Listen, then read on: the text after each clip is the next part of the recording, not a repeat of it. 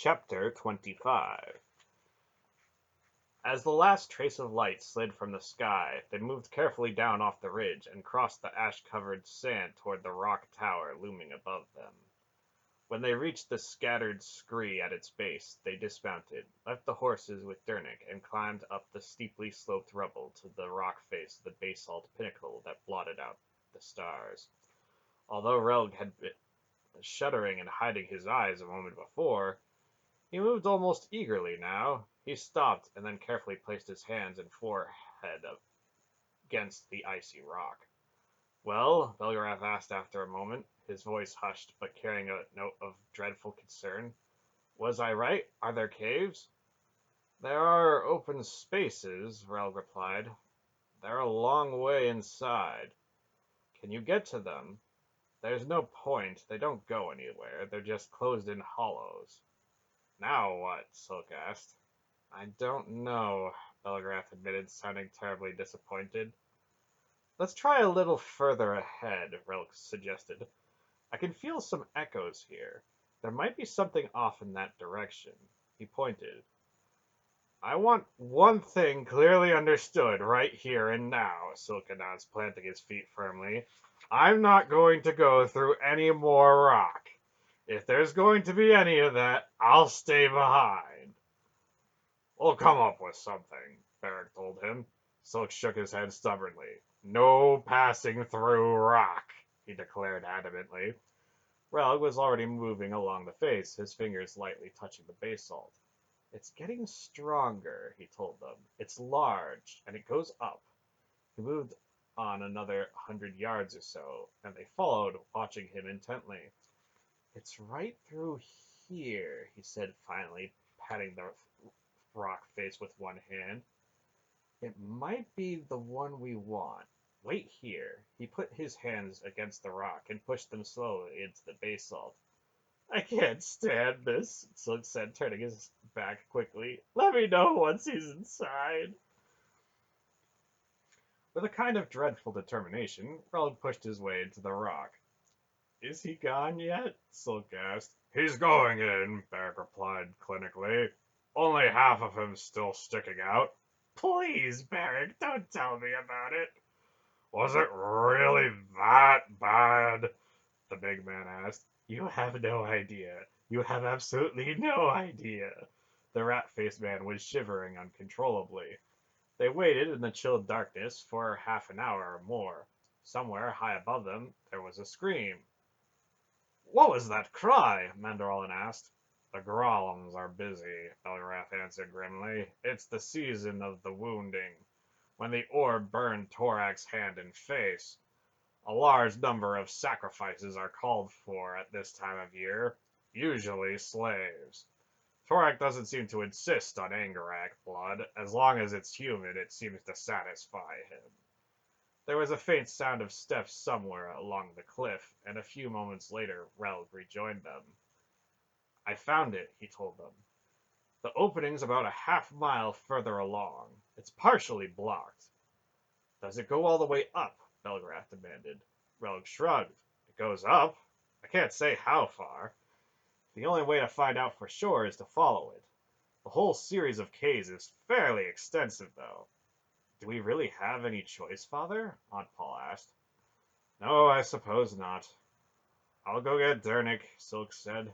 He turned and disappeared into the darkness. The rest of them followed Relg until they reached a small hole in the rock face just above the tumbled scree.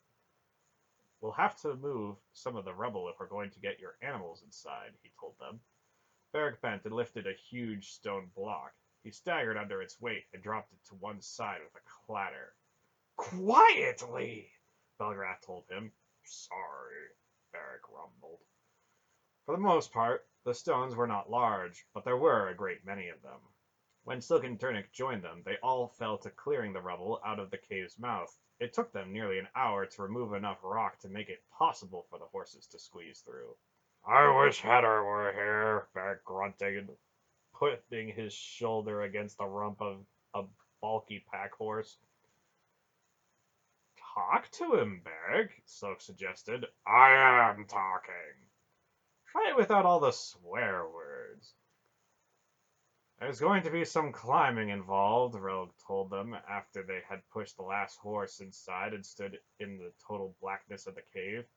As nearly as I could tell, the galleries run vertically, so we'll need to climb from level to level. Mandaron leaned against one of the walls, and his armor clinked.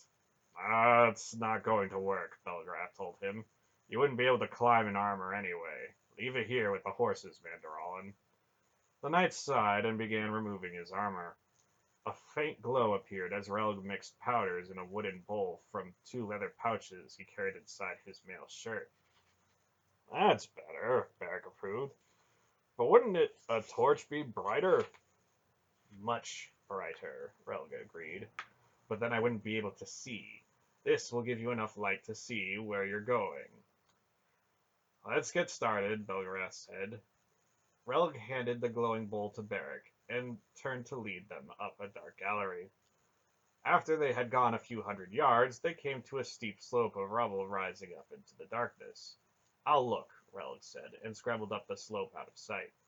After a moment or so, they heard a peculiar popping sound, and tiny fragments of rock showered down onto the rubble from above. Come up now, Relg's voice came to them. Carefully, they climbed the rubble until they reached a sheer wall. To your right, Relg said, still above them. You'll find some holes in the rock where you can use to climb up. They found the holes quite round and about 6 inches deep. How did you make these? Dernick asked, examining one of the holes. It's a bit difficult to explain, Relg replied. There's a ledge up here. It leads to another gallery. One by one, they climbed the rock face to join Relg on the ledge. As he told them, the ledge led to a gallery that angled sharply upward. They followed it toward the center of the peak, passing several passageways opening to the sides. Shouldn't we see where they go? Beric asked after they had passed the third or fourth passageway. They don't go anywhere, Relg told him. How can you be sure? A gallery that goes someplace feels different. That one we just passed comes to a blank wall about 100 feet in. Beric grunted dubiously. They came to another sheer face, and Relg stopped to peer up into the blackness. How high is it? Dernick asked. 30 feet or so. I'll make some holes so we can climb up. Relg knelt and slowly pushed one hand into the face of the rock. Then he tensed his shoulder and twisted his arm slightly. The rock popped with a sharp little detonation. When Relg pulled his hand out, a shower of fragments came with it. He brushed the rest of the debris out of the hole he had made, stood up, and sank his other hand into the rock about 2 feet above the first hole. Clever, Silk admired. It's a very old trick, Relg told him. They followed Relg up the face and squeezed through a narrow crack at the top. Beric muttered curses as he wriggled through, leaving a fair amount of skin behind. How far have we come? Silk asked. His voice had a certain apprehension to it, and he looked about nervously at the rock, which seemed to press in all around them.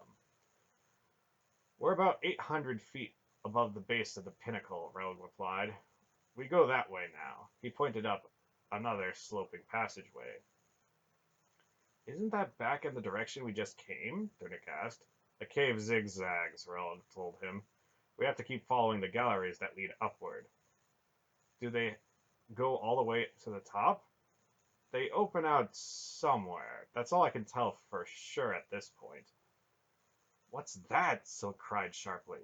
From somewhere along one of the dark passageways, a voice floated out at them, singing. There seemed to be a deep sadness in the song, and the echoes made it impossible to pick out the words. But all they could be sure of was the fact that the singer was a woman. After a moment, Belgarath gave a startled exclamation. What's wrong? Aunt Paul asked him. Marag, the old man said. That's impossible. I know the song, Paul. It's a Marag funeral song. Whoever she is, she's very close to dying. The echoes in the twisting passageway made it very difficult to pinpoint the singer's exact location, but as they moved, the sounds seemed to be getting closer. Down here, Silk said finally, stopping with his head cocked to one side in front of an opening. The singer stopped abruptly. No closer, the unseen woman warned sharply. I have a knife. We're friends, Dernick called to her. She laughed bitterly at that. I have no friends. You're not going to take me back. My knife is long enough to reach my heart. She thinks we're Murgos, Silk whispered. Belgrath raised his voice, speaking in a language Garion had never heard before. After a moment, the woman answered haltingly, as if trying to remember the words she had not spoken for years. She thinks it's a trick, the old man told them quietly. She says he's got a knife right against her heart, so we're going to have to be careful. He spoke again into the dark passageway, and the woman answered him. The language they were speaking was liquid, musical. She says she'll let one of us go to her, Belgarath said finally. She still doesn't trust us. I'll go, Aunt Paul told him. Be careful, Paul. She might decide at the last minute to use her knife on you instead of herself. I can handle it, Father.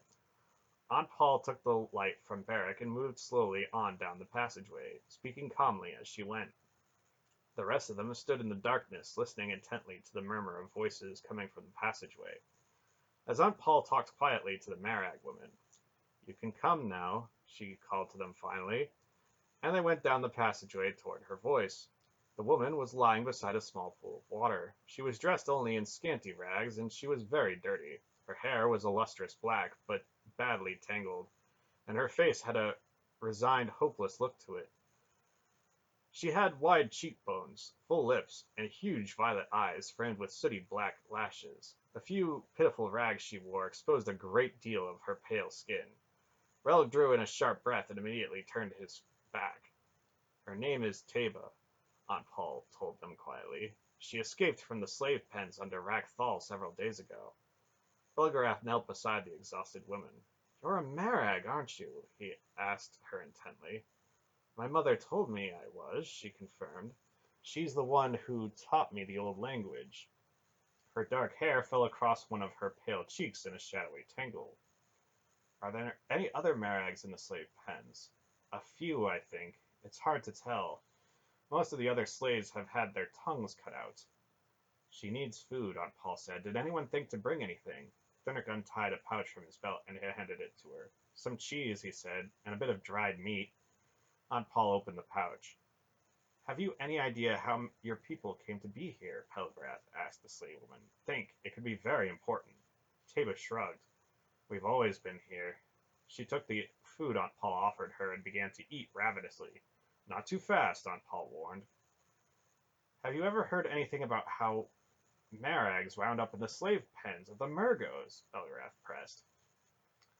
My mother told me once that thousands of years ago we lived in a country under the open sky and that we weren't slaves then, Taba replied. I didn't believe her, though. It's a sort of story you tell children. There are some old stories about the Talnadran campaign in Maragor, Belgarath, Silk remarked. Rumors have been floating around for years that some of the Legion commanders sold their prisoners to the Nyasan slavers instead of killing them. It's the sort of thing a Talnadran would do. It's a possibility, I suppose, Belgarath replied, frowning. Do we have to stay here? Rel demanded harshly. His back was still turned, and there was a rigidity to it that spoke his outrage loudly. Why is he angry with me? Taba asked, her voice dropping warily from her lips in a scarcely more than a whisper.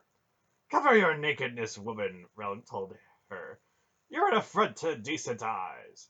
Is that all? She laughed a rich, throaty sound. These are all the clothes I have. She looked down at her lush figure. Besides, there's nothing wrong with my body. It's not deformed or ugly. Why should I hide it? Lewd woman! Relg accused her. If it bothers you so much, don't look, she suggested. Relg has a certain religious problem, Silk told her dryly. Don't mention religion, she said with a shudder. You see, Relg snorted, she's completely depraved. Not exactly, Belgarath told him. In Rakthal, the word religion means the altar and the knife. Garion, Aunt Paul said, give me your cloak. She unfastened his heavy cloak and handed it to her. She started to cover the exhausted slave woman with it, but stopped suddenly and looked closely at her. Where are your children? She asked. The Murgos took them, Taba replied in a dead voice. They were two baby girls, very beautiful, but they're gone now. We'll get them back for you, Karen promised impulsively. She gave a bitter little laugh. I don't think so. The Mergos gave them to the Grolms, and the Grolms sacrificed them on the altar of Torak. Tuchik himself held the knife. Garion felt his blood run cold. This cloak is warm, Tava said gratefully, her hands smoothing the rough cloth. I've been cold for such a long time. She sighed with a sort of weary contentment. Belgarath and Aunt Paul were looking at each other across Tava's body. I must be doing something right, the old man remarked cryptically after a moment, to stumble across her like this after all these years of searching. Are you sure she's the right one, Father? She almost has to be. Everything fits together too well, right down to the last detail. He drew in a deep breath and then let it out explosively. That's been worrying me for 1,000 years. He suddenly looked enormously pleased with himself. How did you escape from the slave pens, Tava? He asked gently. One of the Murgos forgot to lock a door, she replied, her voice drowsy. After I slipped out, I found this knife. I was going to find Tuchik and kill him with it, but I got lost. There are so many caves down here. So many. I wish I could kill him before I die, but I don't suppose there's much hope for that now. She sighed regretfully. I think I'd like to sleep now. I'm so very tired. Will you be all right here? Aunt Paul asked her. We have to leave, but we'll be back. Do you need anything? A little light, maybe, Tava sighed. I've lived in the dark all my life. I think I'd like it to be light when I die. Relg, Aunt Paul said, make her some light. We might need it ourselves. His voice was stiffly offended. She needs it more. Do it, Relg, Belgrath told the zealot in a firm voice. Relg's face hardened, but he mixed some of the contents of his 2 pouches together on a flat stone and dribbled a bit of water on the mixture. The pasty substance began to glow. Thank you, Tava said simply. Relg refused to answer, or even to look at her. They went back up the passageway, leaving her beside the small pool with her dim little light. She began to sing again, quite softly this time, and in a voice near the edge of sleep. Relg led them through the dark galleries, twisting and changing course frequently, always climbing. Hours dragged by. Though time had little meaning in the perpetual darkness, they climbed more of the sheer faces, and followed passageways that wound higher and higher up into the vast rock pillar. Garion lost track of direction as they climbed, and found himself wondering if even Relg knew which way he was going. As they rounded another corner in another gallery, a faint breeze seemed to touch their faces. The breeze carried a dreadful odor with it. What's that stink? Silk asked, wrinkling his sharp nose. The slave pens, most likely, Belgarath replied. Murgos are lax about sanitation. The pens are under Rakthal, aren't they? Beric asked. Belgarath nodded. And they open up into the city itself. As I remember it, they do. You've done it, Relg, Beric said, clapping the Ulgo on the shoulder. Don't touch me, Relg told him. Sorry, Relg. The slave pens are going to be guarded, Belgrath told them. We'll want to keep very quiet now. They crept on up the passageway, being careful where they put their feet. Garion was not certain at what point the gallery began to show evidence of human construction. Finally, they passed a partially open iron door. Is there anybody in there? He whispered to Silk. The little man sidled up to the opening, his dagger held low and ready. He glanced in, his head making a quick darting movement. Just some bones, he reported somberly. Belgarath signaled for a halt. These lower galleries have probably been abandoned, he told them in a very quiet voice. After the causeway was finished, the Murgos didn't need all those thousands of slaves. We'll go on up, but be quiet and keep your eyes open. They padded silently up the gradual incline of the gallery, passing more of the rusting iron doors, all standing partially ajar. At the top of the slope, the gallery turned back sharply on itself, still angling upward.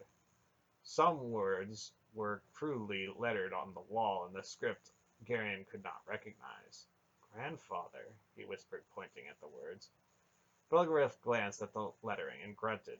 9th level, he muttered. We're still some distance below the city.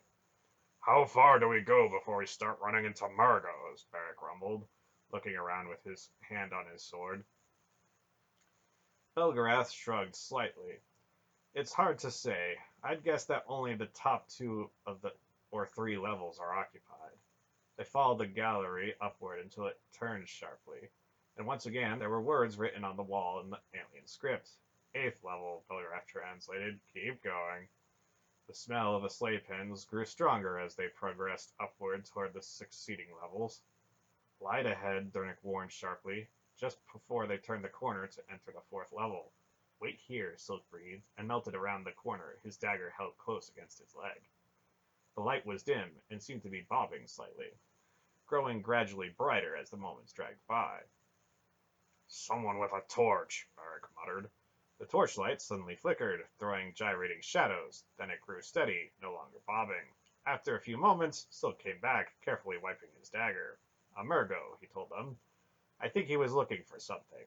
The cells up there are still empty. What did you do with him? Beric asked. I dragged him into one of the cells. They won't stumble over him unless they're looking for him. Relg was carefully veiling his eyes. Even that little bit of light? Drunick asked him. It's the color of it, Relg explained. They rounded the corner into the fourth level and started up again. 100 yards up the gallery, a torch was stuck into a crack in the wall, burning steadily. As they approached it, they could see a long smear of fresh blood on the uneven, littered floor. Belgarath stopped outside the cell door, scratching at his beard. What was he wearing? He asked Silk. One of those hooded robes, Silk replied. Why? Go get it. Silk looked at him briefly, then nodded. He went back into the cell and came out a moment later carrying a black Murgo robe. He handed it to the old man. Belgarath held up the robe, looking critically at the long cut running up the back. Try not to put such big holes in the rest of them, he told the little man. Silk grinned at him. Sorry, I guess I got a bit overenthusiastic. I'll be more careful from now on. He glanced at Beric. Care to join me? He invited. Naturally. Coming, Mander Allen? The knight nodded gravely, loosening his sword in its sheath. We'll wait here then, Belgarath told them. Be careful, but don't take any longer than you have to. The three men moved steadily up the gallery toward the third floor. Can you guess at the time, Father? Aunt Paul asked quietly after they had disappeared. Several hours after midnight. Will we have enough time left before dawn? If we hurry. Maybe we should wait out the day here and go up when it gets dark. He frowned. I don't think so, Paul. Tuchik's up to something. He knows I'm coming. I felt that for the last week, but he hasn't made a move of his own yet. Let's not give him any more time than we have to. He's going to fight you, Father. It's long overdue anyway, he replied. Tuchik and I have been stepping around each other for thousands of years, because the time was never just exactly right. Now it's finally come down to this. He looked off into the darkness, his face bleak. When it starts, I want you to stay out of it, Paul. She looked at the grim-faced old man for a long moment, then nodded. Whatever you say, Father, she said.